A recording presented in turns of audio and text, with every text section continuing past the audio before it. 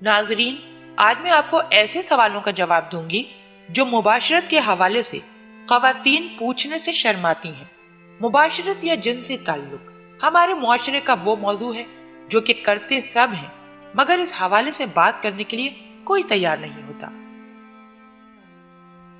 अक्सर खवातीन के अंदामे नहानी कुर्बत के लम्हात में नम हो जाती है और उसका सबब कुर्बत के लम्हात में जज्बाती हिजान हो सकता है, और ये एक नॉर्मल बात है।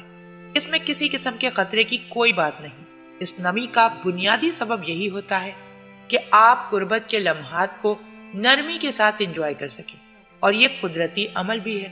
लेकिन अगर इस डिस्चार्ज में किसी किस्म की बू या रंग हो, उसके साथ साथ दखोल के दौरान या मुबाशरत के दौरान किसी किस्म का दर्द भी महसूस हो रहा हो, तो ये इस बात की दलील हो सकती है कि आपके अंदरूनी आज़ा में किसी किस्म का बैक्टीरियल इन्फेक्शन मौजूद है, और ये इन्फेक्शन दर हकीकत बू का सबब बन रहा है। उसके लिए किसी माहिर अमराज निस्वा से राब्ता करना बहुत जरूरी है।